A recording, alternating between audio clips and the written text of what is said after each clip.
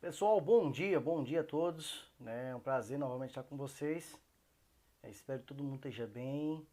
A gente está quase finalizando o terceiro bimestre, a gente está concluindo, né?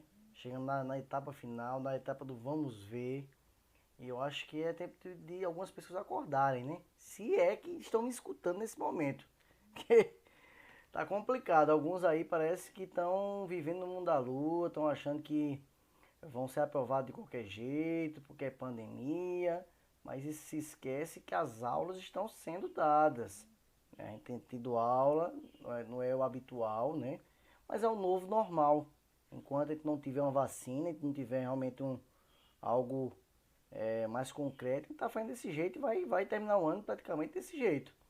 Então é de extrema importância que vocês se atentem e comecem a acordar para a vida. Acordar para a vida, acordar para os estudos, realize as atividades, assistam as videoaulas, assistam as aulas quando é pelo Zoom, né? E participem. Tem tido avaliação. Então, tudo isso que tem feito aqui, vocês têm participado, tudo isso aqui é anotado, é computado. E vai chegar um momento que vai ter que dar uma nota. Então vai ver quem participou, quem não participou. E infelizmente quem não estiver participando já sabe que o resultado é a recuperação, né? E aí vai ser difícil recuperar uma coisa que você não aprendeu, que você não estudou. E aí? Como é que você vai recuperar uma coisa que você nem se dedicou? Você não assistiu nenhuma videoaula praticamente. Então fica complicado. Então é hora de realmente acordar aí, ligar o botãozinho aí, acordar, porque senão as coisas vão ficar complicadas. Então é um aviso que eu estou dando, um conselho, né? Se o conselho fosse bom, ele não era dado, ele era vendido, né? Mas aí vamos à luta que é importante, tá bom? Pessoal, hoje a gente vai corrigir a atividade anterior e vai continuar na região norte, demografia e urbanização, tá bom? Então tenha em mãos o livro de atividades, apenas a página de número 24. Vamos lá? Então com ele em mão, tá bom? Pega aí, para que a gente possa responder, né? Letra B, que justamente a letra B da página que ficou, a página 24. Pesquise como são denominadas essas típicas curvas bem acentuadas desses rios da Amazônia, do Pantanal Mato Grossense e de outras regiões. Então essas curvas aí chamadas de meandros, tá bom? Então é meandros. Quem achou aí respondeu corretamente, parabéns aí, tá bom? Meandros. Letra C, pessoal. 3 distintas formações ou subdivisões da floresta amazônica são conhecidas como mata de terra firme, mata de várzea e mata de igapó. Explique em que parte da fotografia se localiza cada uma dessas imagens. Tem a fotografia, que eu não coloquei aqui, mas tem lá na página anterior, na página 23, para você fazer, né? Olha, mata, tá aqui, olha, mata de igapó encontra-se aonde? Submersa. Ela vai estar sempre submersa, né? Coberta de água, essa mata de igapó. A mata de várzea vai ter épocas do ano, nas cheias, que uma parte dela também vai ser submersa, tá bom? E a terra firme, né, mesmo havendo cheias ou não, vai estar sempre ali no solo, né, sem precisar ser alagada, ok? Então por isso não vai terra firme, não vai precisar, não será alagada de maneira alguma, ok? Então aí está respondido, bem tranquilo aí, e a gente vai para a aula de hoje. Então vamos ter um pouquinho de paciência e vamos lá. Pessoal, população e cultura. A gente fala ainda de que região? Região norte. A história de formação do desenvolvimento da região norte está atrelada a diversas situações. Primeira coisa, pessoal, que a gente precisa destacar e pontuar aí. Esse desenvolvimento dessa região, ela se dá primeiramente, no início de tudo, pela busca pelas drogas do sertão, que a gente já estudou. Veja uma coisa vai ligando a outra. Quando a gente estudou formação do território brasileiro, a gente viu que existia um tratado chamado Tratado de Tordesilhas, que dividia o Brasil em 2 territórios, né? Um pertencente à Espanha e outro pertencente a Portugal. A busca pelas drogas do sertão fez com que o acordo fosse quebrado e os portugueses começaram a invadir partes espanholas buscando justamente ouro, né, minérios e também essas drogas do sertão. Lá no século XVI, como está aqui, olha, e século XVII. Então é um assunto que a gente já viu, ok?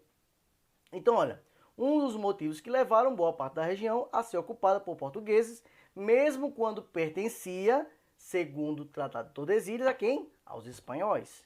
Então, eles quebraram ali aquele tratado ali, foi bom, porque anos mais tarde teve o Tratado de Madrid, e aquelas terras que todas elas eram pertencentes à Espanha, passaram a ser pertencentes, né, em grande parte, principalmente do Brasil, a Portugal.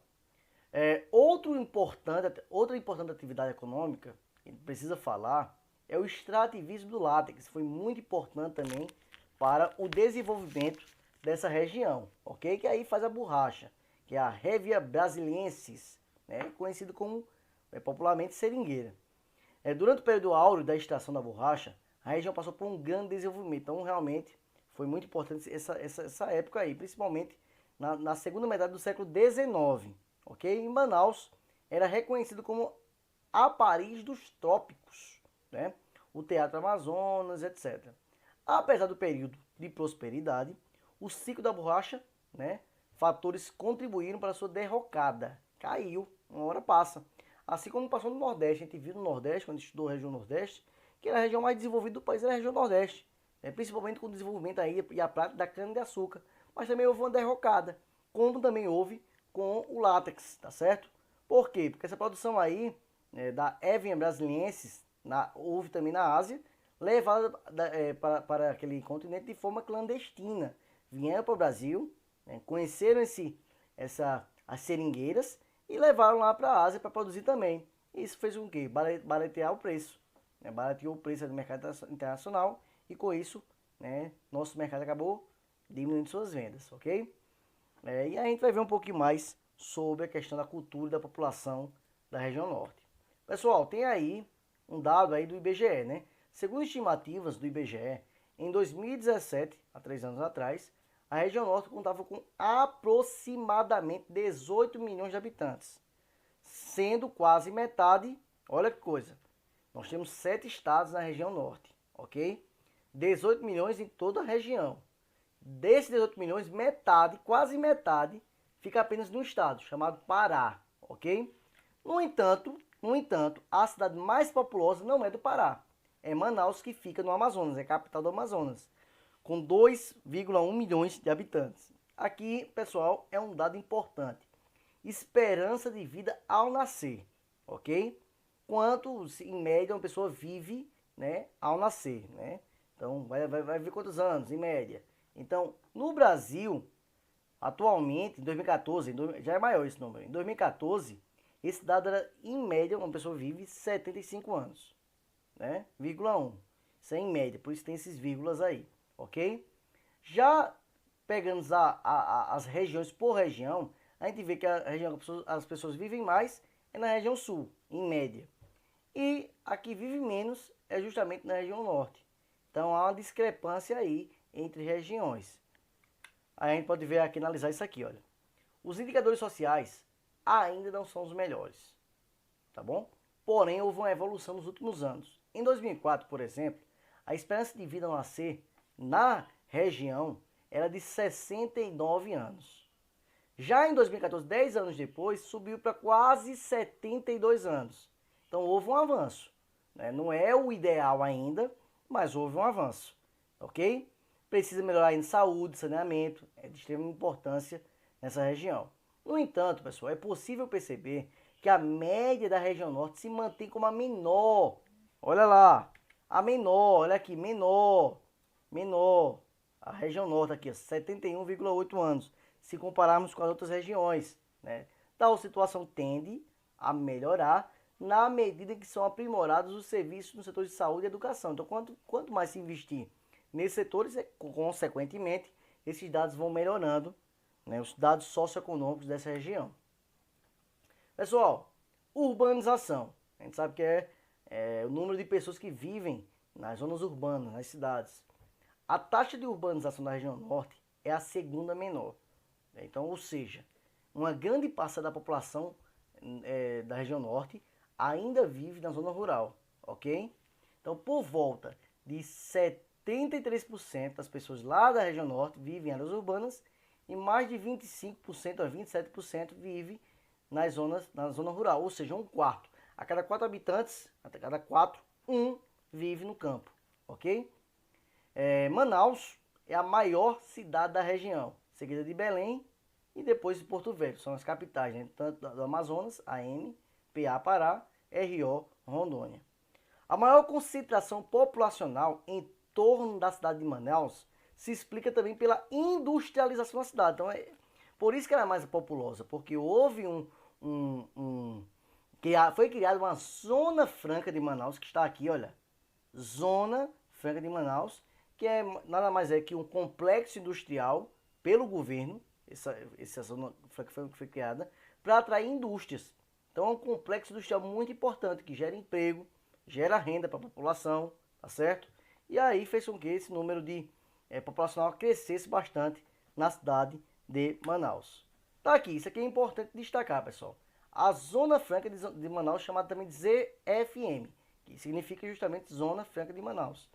Foi criada, pessoal, através de iniciativas do governo para promover o desenvolvimento econômico da região. Então precisava buscar meios, soluções para desenvolver aquela região que estava parada. Ninguém queria morar na região norte. Inclusive ainda hoje, pessoal, se a gente fosse fazer um concurso, por exemplo, gente que quer ser militar, por exemplo, eu já tive esse sonho de ser um policial, depois desistir.